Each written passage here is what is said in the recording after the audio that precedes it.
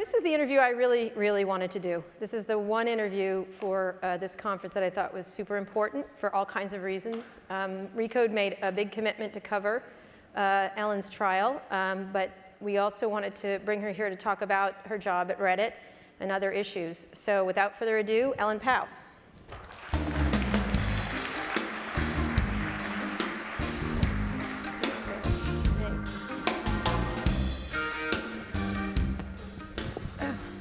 It's an unusual music to play on with you. It's kind of tropical. Yeah. Tropical.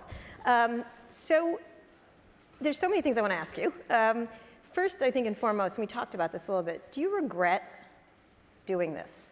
Not at all. It was something that I had thought about deeply beforehand. And once, it was harder than I thought it would be, but I'd been warned it would be really hard. And afterwards, when there was so much response to it, and during there was some response, but afterwards there was so much response, I connected with so many people. And they felt a connection to the story that I told. And that was important to me, to give people this, this outlet to see, like, this is the worst thing that can happen to you, and you can come out of it and it's fine. And when you say doing it, I mean, I don't think many people want to become iconic in ways that are controversial. You know, that this is, you're a symbol of something. Do you imagine you've become a symbol of something, and what is it? If you say what, I mean, Yeah. you lost, but what is the symbol that you were hoping to have happen, and what do you think you represent now? I didn't plan on becoming a symbol. It was more, I wanted to just tell my story, share my experience, and let people know what had happened to me and see what the outcome was. It didn't come out the way I wanted it to, but it ended up that I became a symbol for different things. And the symbol that I focus on is just this person who told her story and allowed other people to feel more comfortable telling their stories. And during the trial, I mean, it was one of the things that I thought was interesting is you were sort of at the center of it. Are you the perfect victim? Or are you difficult? Or are you problematic? Are you likable? That was sort of a fascinating thing for women. I'm not likable at all. I like you. I know you do. I don't know why. I know you're not likable people don't like each other, or like each other actually, oppositely like each other. Birds of a feather. Birds of a feather. Talk a little bit about that. Like, what did you become sort of a cartoon figure? You can insult our coverage as much as you want as anything else, but what did you think happened to you as a person? Because you're a person who's living and breathing. You have a kid, married. What happened to you in that way? What did you think people got wrong about you? It was just so hard to really tell my story, and the courtroom isn't the best place to do it. I'm not able to talk about it outside the courtroom, so it's a very complex issue. People come to it with a lot of baggage. I think there are a lot of people who feel a super strong connection to me because they had similar experiences. They don't really know me, but they feel a connection because we've had the same experience. There are people who don't like me because of what I represent. It's this idea that the world is not a meritocracy and that there's unfairness, and it's very uncomfortable for some people. Well, is it possible that it's unfair and maybe you didn't do your job very well? Is that A lot of things are possible, yes. Right. I think I did a great job. I stand by that. There are a lot of people who think I didn't, and they're free to have their opinion. Now, when you think about, we're going to get to the bigger issue of diversity in Silicon Valley, but are you going to appeal this? People are waiting to find out. When do you have to appeal? What is the time frame? I believe I have until June 8th to file a notice of appeal, and we are discussing it with my legal team, and I'm not really free to discuss it right now. Okay, I got that. But what would be the considerations? Why would you do this? I can't really talk about it. Okay. When you think about the trial, and you can't talk about the particulars because you were in the appeal, a lot was brought up about the unfairness of women, the likability of women, things like that. What do you think the most resonant part? Because it was fascinating to me to see the difference between men and women's reaction. And there really was. And the difficulty of people to talk about difficult issues around this, and to be able to be okay with complexity. Yes. That maybe some people didn't agree you were very good at your job, other people thought you were. Complexity is hard for people. What do you imagine has to happen in the workplace to solve these issues? Because women, very high-ranking women, when they would read our stories, and they almost read it like it was a soap opera, which I was fascinating.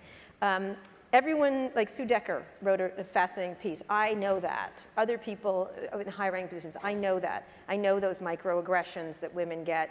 If they say something to a microaggression, they're a bitch. But they do, excuse me for saying that word, but that's what you get. Over time, it collects. Why do you imagine the differences of opinion? Because it's sort of the same set of facts in some way. Because sometimes the microaggressions it's complex. It's like there's one thing that you're not invited to. Is that such a terrible thing? But when it adds up and it's like, oh, but you were talked over. But oh, sometimes people talk over other people and it just happens. But it's this constant thing that happens to you and it happens to other women and it happens to minorities or it happens to people who are different. It adds up, and over time there comes a point where a lot of people realize that it is not an even playing field and it's not a fair environment, and I think that's what resonated. Like they saw all of these little pieces of my story that matched up to experience they had had or experience they had seen. I didn't see as much of the bifurcation by gender. I had a lot of men come up to me too. An angel investor said, my mom got moved into a broom closet when she got promoted, and like that part resonated with him. There were different pieces of the story that were very real to people because of their personal experiences or their moms or their wives or their sisters. Mm-hmm. And what do you imagine can happen to solve it? Because I think one of the things that happens, I mean, I understand we're talking about the mansplaining. You're talking about mansplaining, for example. And we do see that. I mean, personally, Megan got mansplained by Eric Schmidt in front of thousands of people. Okay. Which was riveting to see. Now he does talk over a lot of people. And he's done that before, but it was really fascinating to see that happen. What has to occur? Because in a lot of cases, I think men do have especially in your trial, John Doerr seemed to want to fix the situation. He really seemed committed to it. I've talked to him about it. They have more women partners at Kleiner Perkins than other places. Believe me, everyone else. I mean, the bar is so low, but the fact of the matter is they do. What has to happen? Because you had commitment there, or at least talking about commitment and actual, results. What has to change in the thing? Does people just have to wake up and realize this, or because I think it's a very difficult situation to figure out how to fix it. It is hard. I see the Eric Schmidt example. I think 6 months ago, people probably wouldn't have said anything. And they would have let him talk all over Megan, and nobody would have said anything, and it would have been like the end of conference, everything's fine.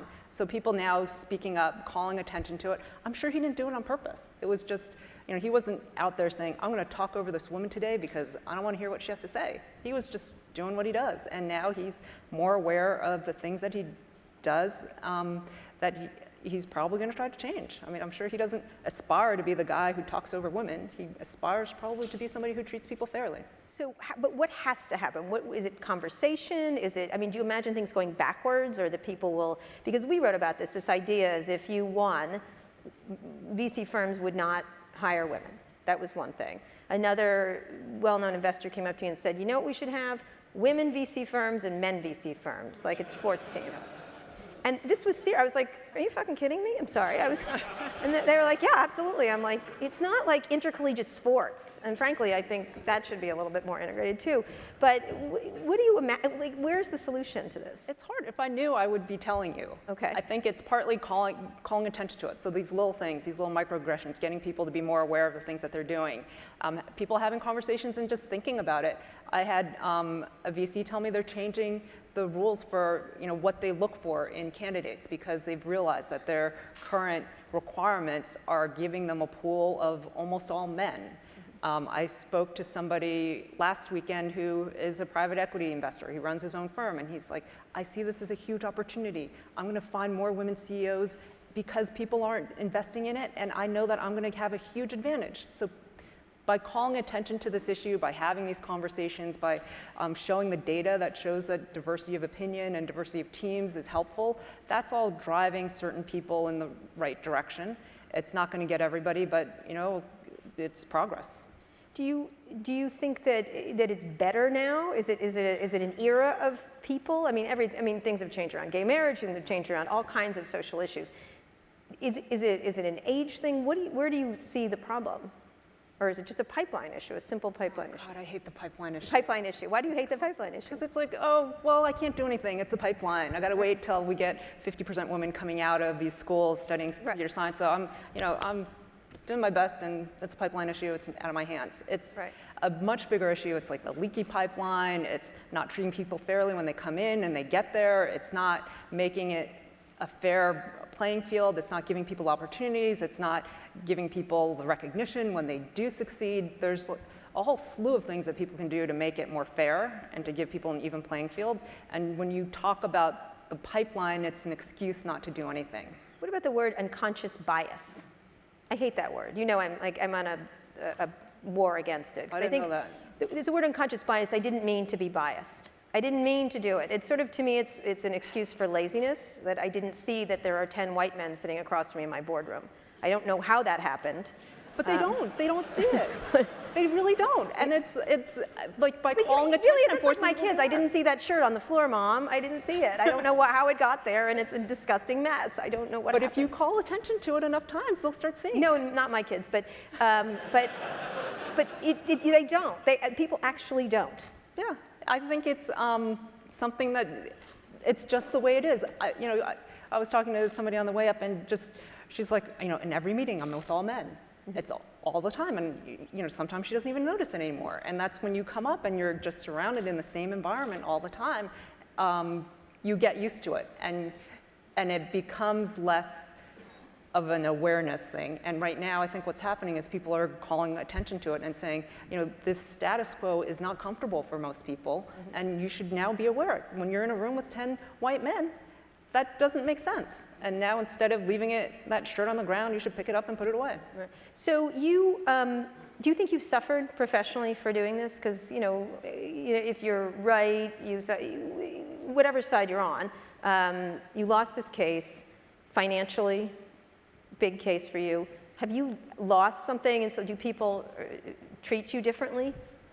It's a mix. It's definitely, I had a hard time getting a job. Here comes that troublesome Ellen Powell.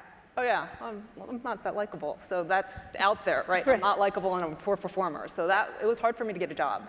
And I was very lucky that Yishan Wong took a chance on me, his board took a chance on me at that time, and put me in, and then they had me come in as interim CEO. That's been a huge help to me. There were people who wouldn't talk to me. There were people who were nervous to be seen with me. It was not a good time when I sued, and it's something I would not recommend for other people because it is very difficult. You have to have a lot of conviction that you are right. You have to have a lot of conviction that your story is meaningful, and you have to have the toughness to weather through the personal attacks and and people judging you.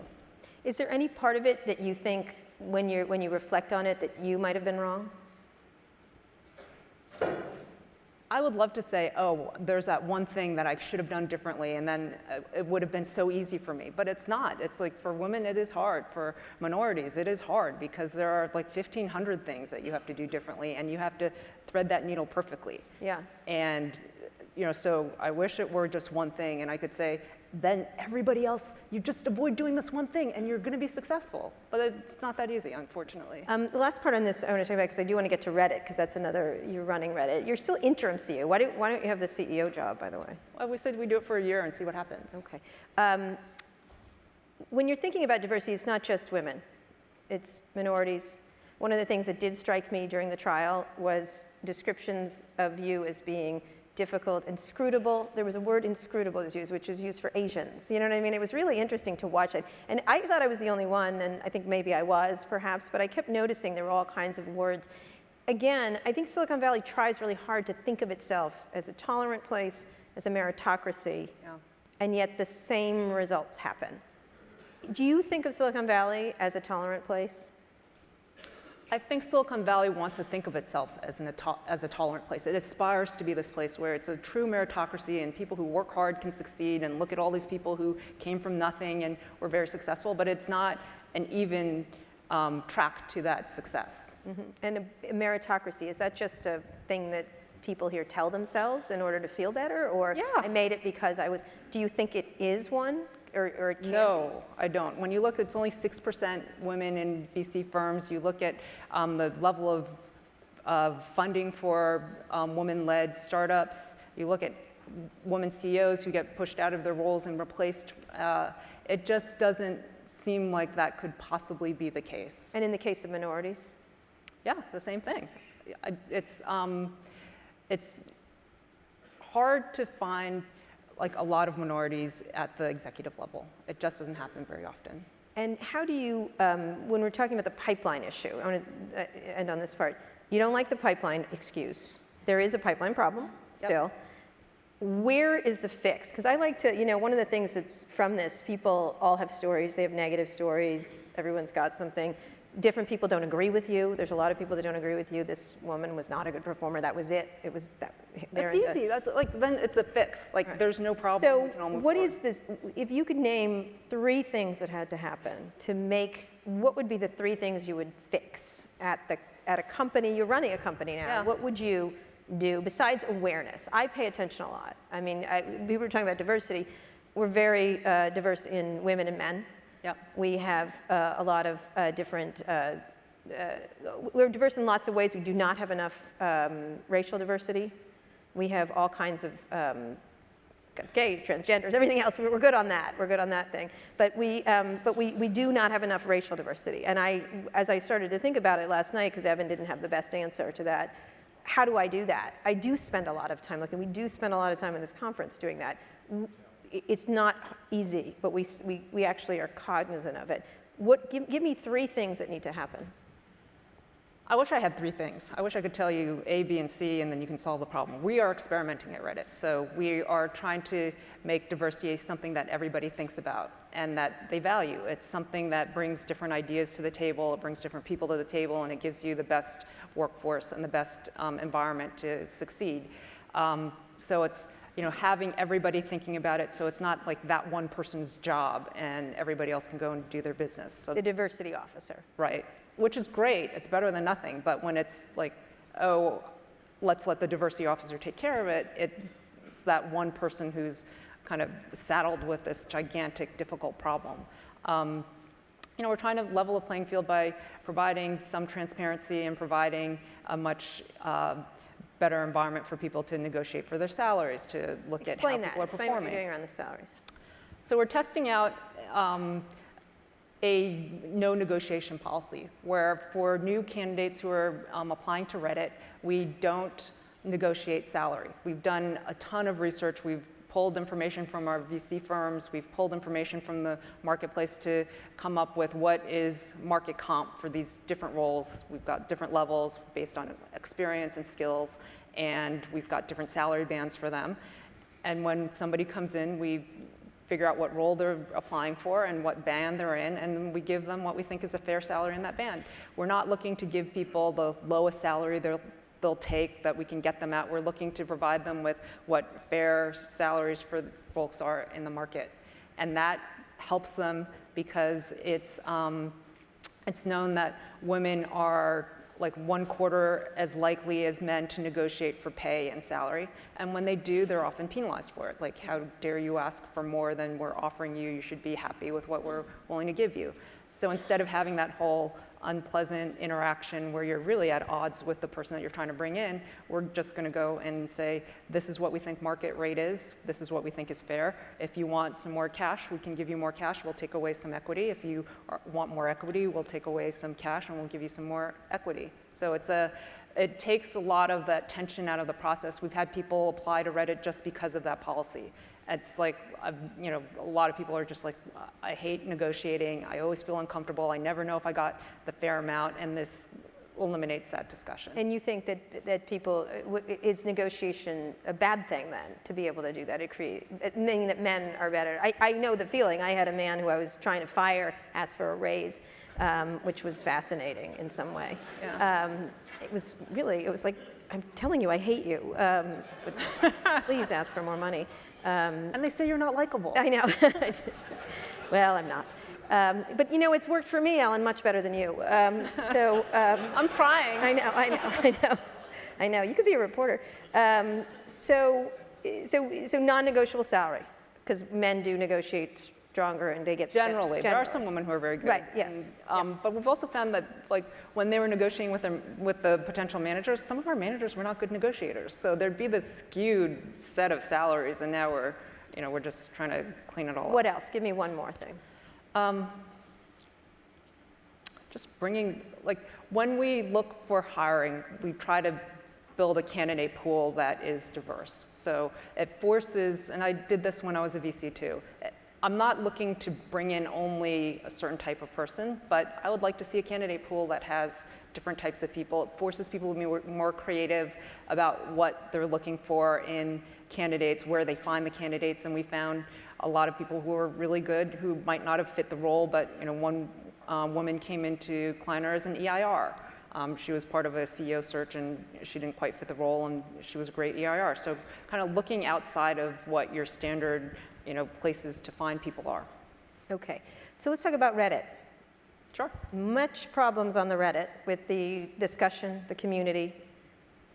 Little bit, people might say you're hypocritical. You run a community that has a lot of misogyny on it, a lot of difficulty. Now I went on it the other night and I really had to bathe after in parts of it. Other parts are fascinating, other parts are fascinating. But the celebrity naked photos, those were not your fault, that you were not the CEO at the time, but it was a sort of a tolerance for that kind of things. Is that a tolerance for that because you're building a community, or do you need to take responsibility, Ellen Powell, you're the CEO of this place, for a site that happens there in quite in a lot of amounts? So Reddit is the internet. And it has people from all over the world. It has people from all over the country. We have 170 million monthly uniques, and some of them have things to say that we don't agree with. And for us, we've always been. Let me be clear. Some of them have things to say that are vile and misogynist. So it's not we don't like. It's really not. Shouldn't.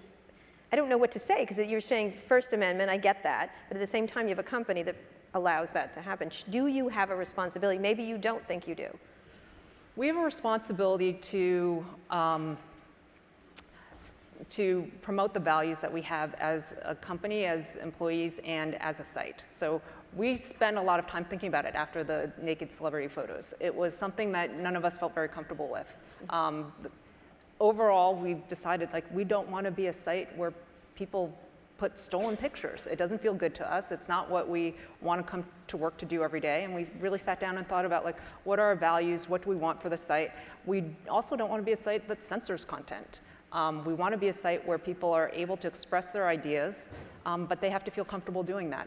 And we also have had. That's kind of an Occam's razor there. What are you going to do? It's hard. Yeah. So we're trying to push the line and see where we can get more people on board and prevent people from feeling like they're not able to say what they want to say. So it is another difficult problem, but we've always had this strong commitment to privacy and to safety. And part of the benefit of anonymity is the safety to express your ideas. And if we become a site where people are not comfortable expressing ideas because they think they're going to be attacked by other users, they think they're going to be attacked in real life, that doesn't fit with what we believe in as a platform. And we're pushing, to create an environment where as many people are comfortable sharing their ideas. And if there's a set of people who really just want to push other people out, who don't want to hear other ideas, they don't belong on our site. What about dealing with some of the edgier stuff that is, I'm being nice about edgier, Yeah. It's just simply vile is what it is. We are making changes. So we've, earlier this year, we implemented a policy where we said we really don't want to have stolen naked pictures on our site. So if you've had an experience where there are naked pictures that were stolen, that weren't, the revenge porn or whatever you want to call it, we will take it down. We'll take the links down and we will make sure that it is not part of the content that we are excited to share on our site, because we are not about stolen naked pictures. And that was the first step in. That is a good corporate motto. We are not about stolen naked. It's one of the things we have. Although there's a whole business you could say we're about stolen naked photos. A lot of business have done well. Yeah. That's not us. That's not what we want to be. And that was the first step in kind of taking more responsibility for what happens on our site. We've always talked about being this platform for freedom of speech and free ideas and for protecting people's privacy. And now we have to own up to some of the behavior on our site and make sure that we really do have a site where everybody feels comfortable sharing their ideas. Okay, I'm going to ask one more question. What is the thing you think is most misunderstood about you? And I'm not like, if you were a tree, what tree would you be? But what do you think has come through that isn't like you? Because you're a complicated person, just like a lot of people are. So I would say that's the most untruth thing that's out there about me. I'm actually not that complicated. Okay. I was raised in New Jersey in a small town. I went to public school, and I was taught to work hard and do a good job. And for me, it meant, kind of believing in the meritocracy and just working really hard. And when I saw that it wasn't actually the case, I felt like I had to speak up. Do you think you have a long career in Silicon Valley in tech? I hope so. I don't know. Maybe you can tell me. I will. Anyway, questions for Ellen, please. Questions. Joanne Bradford. Hello. Hello. I was just curious on the monetization front. You've made some changes recently to your ad products and your offering. Can you just share a little bit about that and what your pitch is to sell Reddit to advertisers? Yes, I was going to ask that. Thank you, Joanne. The money lady. Go ahead. Yeah, we are more focused now on advertising and on gold. We are no longer looking at building an e-commerce site today. We want to focus on getting our site moving forward. And we just brought on board this awesome guy from Google, Zubair Jindali, who is focused on mobile ads. So we're looking at native ads on mobile. We're shipping mobile products and excited to be able to test out different ways of getting more Reddit-like experiences into the advertising on our site. Do you, earlier from BuzzFeed, they take a lot of you had sort of a half-hearted effort to get them to everyone to stop taking your content and using it on media sites. Do you ever imagine being a content company? We are actually a content company today. But using that content, Yeah, so Alexis Ohanian, the co-founder, has come back to help us do that. And he is taking some of the best content out of Reddit and kind of packaging it up in a way that is more curated, more edited, easier to digest.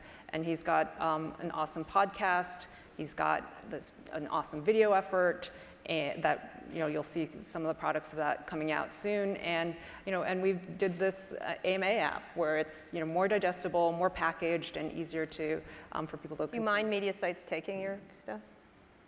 We have this awesome content embed product, so we would love for them to use that. But it's great for people to be able to have their conversations out in the broader public. We prefer for them to give us credit and to give the user who created the content credit, and that's been one of the things that has been bothersome about some of the stuff that's been going out there. But it's awesome. Like, we have these great conversations, we have this great content, and we'd love for more people to see it. Great.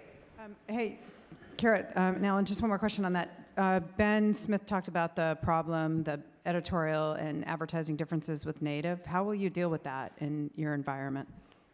We have a pretty strong line between our content and our advertising, and we have probably been more on the restrictive side. We make everything very clearly noted, and we would, our content comes from our users. There are some people who try to spam with content inside the organic content space, and we try to get rid of that. We're going to hold on to that line.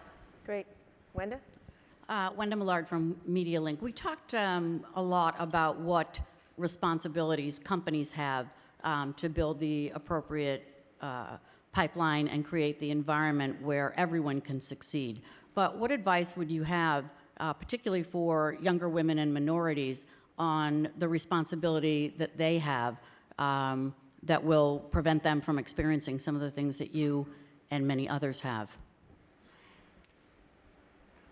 It's hard, like when I hear you say like, oh, they have extra responsibility. I think it's, be aware of where you're going into, try to think about the environment that you're joining and set yourself up to succeed by finding an environment, hopefully that's more open to folks than other environments, but it's hard because you'll get opportunities and somebody has to be the first. So it really depends on what you want to do, but go into it aware of what you're doing and knowing.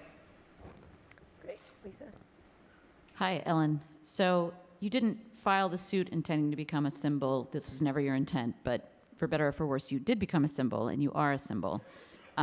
My question is how comfortable are you with that moving forward? Would you be comfortable sort of assuming a more serious role in saying, okay, now I'm this person, I'm going to speak about this, I'm going to organize? I mean, I know you're busy running a big company, but how comfortable would you be moving forward in that kind of role?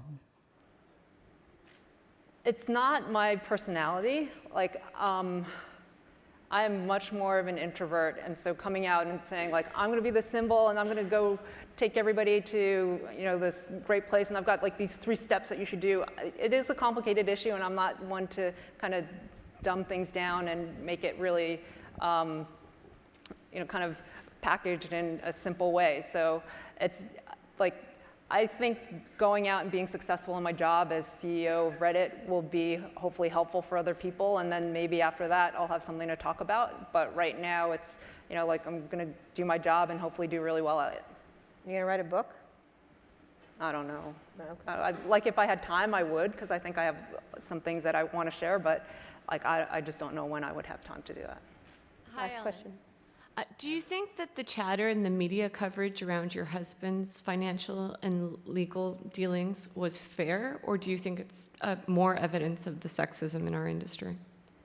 I think it was really unfair. I think it was something that was intentional on the part of some people, and it is not something that you would see come up with other people. So yeah, I did not like that at all. Thank you. Thanks. Thank you. Ellen, thank you so much. Awesome. Thank you. Thanks.